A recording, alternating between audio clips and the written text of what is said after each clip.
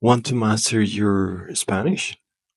Master these 10 versatile verbs that will make you sound more natural and confident when speaking Spanish. Whether you're expressing desires, making plans, or describing actions, these verbs are your go-to tools for fluency. In today's video, I'll walk you through 10 must-know Spanish verbs.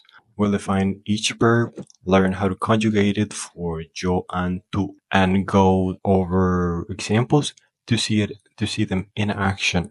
The reason why we're only conjugating those verbs in for yo and tú is because once you know those two, that it's enough in my experience. So I'll also point out some tips to help you sound more like a native speaker using those words. So you ready? Let's dive into it then. Okay, the first step is querer, which means to want. You will use this verb all the time to express desires or even affection. It is an irregular verb, so pay attention to the conjugation, because if it is an irregular verb, it doesn't follow a pattern. So the conjugation for yo would be yo quiero, and for tú would be tú quieres. Now let's see some examples. I want a coffee. Yo quiero un café. You want to learn Spanish. Tú quieres aprender español. Do you want to go to the movies? ¿Tú quieres ir al cine? Now, a pro tip here is that when you say te quiero to someone, it's like saying I love you in a casual, affectionate way, perfect for friends or family. You can also say that to your partner, but it's not like I love you or te amo, which is different, okay? The next word is poder, which is to be able to do something. Poder, your go-to verb to expressing like abilities or asking permission. It's also a regular verb, so let's see how it's conjugated. Yo puedo and tú puedes. Let's see some examples. I can speak Spanish. Yo puedo hablar español. You can help me with this. Tú puedes ayudarme con esto. Can you close the door? ¿Puedes cerrar la puerta? Now here's a pro tip. If you pair poder and then add an infinitive verb like nadar, which means to swim, you just have a sentence there. Like for example, yo puedo nadar. I can swim. Yo puedo correr. I can run. Yo puedo comer. I can eat. Yo puedo add an infinitive verb and you just have a sentence. Okay, the next word is saber.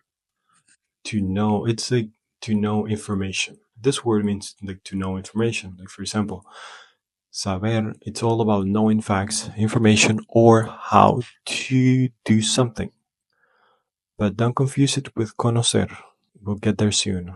And the conjugation for saber, it's also an irregular verb. And the conjugation for yo is yo sé, and for tú is tú sabes. Now let's see some example. I know the answer. Yo sé la respuesta. You know where the market is? ¿Tú sabes dónde está el mercado?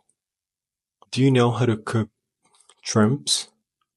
¿Tú sabes cómo cocinar camarones? And here's a pro tip.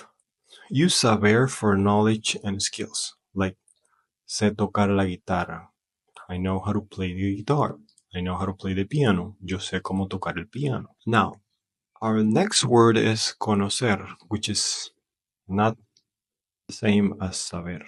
Conocer means to know people or places. Now, conocer, this verb is about being familiar with people, places, or things. It's also an irregular verb, so let's see the conjugations. Yo conozco, tú conoces. Now let's see some examples. I know your brother. Yo conozco a tu hermano. You know Madrid very well. Tú conoces Madrid muy bien. Do you know this city? ¿Tú conoces esa ciudad o ese lugar or that place? Okay, here's a pro tip. don't forget, when you're talking about people, like conozco a Maria, I know Maria, you have to add an A before I know Maria. For example, like yo conozco a Maria, yo conozco a Juan. This is only for talking about people, because if you're talking about places, like yo conozco la ciudad, you don't have to add like a. Our next verb is hacer, which means to do or to make. Hacer, it's a powerful verb in Spanish. It's a great for talking about task or creating things. For example, let's see the conjugations. Yo hago, tú haces. Let's see now some examples. I do my homework every night. Yo hago mi tarea cada noche. You make a delicious cake. Tú haces un pastel delicioso. What are you doing now? ¿Qué estás haciendo ahora? Here's a pro tip. You'll hear hacer in common phrases like hacer ejercicio, to exercise, or hacer la cama, to make the bed, hacer la tarea, to do your homework, hacer los quehaceres, to do the grooming in the house. Okay, now let's go to ir. This is a fabulous verb. For example, ir is describe movement or plans to go somewhere. It's an irregular verb, and you are going to find out which is this verb just now. Yo voy, tú vas. These are the conjugations. Let's see some examples. I go to the supermarket. Yo voy al supermercado. You go to school every day. Tú vas a la escuela todos los días. Are you going to the movies tonight? ¿Vas a ir al cine esta noche? Ir, it's often followed by an A that replaces to in English. For example, voy a la playa. I'm going to the beach. That to is going to be replaced by an A. Voy a caminar. I'm going to walk. Now, let's go to our next verb, which is venir, to come. Venir, it's used when referring to arriving or coming to a place. It's also an irregular verb. Let's see the conjugations. Yo vengo, tú vienes. Yo vengo, tú vienes. Let's see some examples. I come from the office. Yo vengo de la oficina. You come with me to the party. Tú vienes conmigo a la fiesta. Are you coming to the concert tonight? ¿Vienes al concierto esta noche?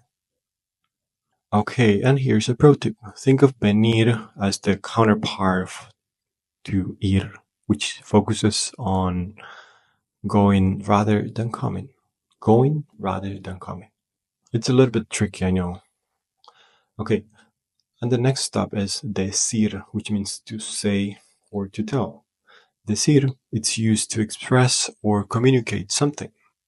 It's also an irregular verb. Let's see the conjugations. Yo digo, tú dices. I always tell the truth. Yo siempre digo la verdad. You say many interesting things. Tú dices muchas cosas interesantes. What are you saying? ¿Qué estás diciendo? Here's a pro tip. When introducing what is being said, pair it with que, as in digo que es importante. Yo digo que es importante. I said that is important. That is going to be replaced by que. And you will, my friend, make a great sentence. Yo digo que tú eres importante. I said that you are important. Yo digo que tú eres importante. Replace that with a que and you have a sentence. Our next stop is pensar, to think. Pensar is used for expressing thoughts, common opinions, or plans. It's also an irregular verb. The conjugations are yo pienso, tú piensas. Yo pienso que es una buena idea. I think it's a good idea. you think about your family. Tú piensas en tu familia. What do you think of this movie? ¿Qué piensas de esta película? Also, as decir, using pensar often pairs with que to express opinions. Like, for example, I think that, yo pienso que, improving my Spanish. I think that I am improving my Spanish. Yo pienso que estoy mejorando mi español. I think that. That is going to be replaced by que. And the last one is estar, which is used to express for temporary things. Estar describes like states, motions, or locations. It's an irregular verb. I believe this is the most common verb used in Spanish. And like the conjugations are yo estoy, tú estás. Let's see the examples. I am happy today. Yo estoy feliz hoy. You are at home now. Tú estás en casa ahora. Why are you tired? Porque estás cansado. And here is a pro tip. Use estar for conditions that are likely to change, just for temporary things. If it is a permanent thing, don't use it there. But what are permanent things? Well, those could be feelings or locations or what are opposed to ser, which describes like permanent things. And there you have it. 10 essential Spanish verbs with definitions, conjugations, and examples. Now, it's your turn. Practice these verbs in sentences and challenge yourself to use them in conversations. Which one do you think you'll use the most? Let me know in the comments. Thank you. I hope you enjoyed the lesson and that, well, see you next time. Thanks.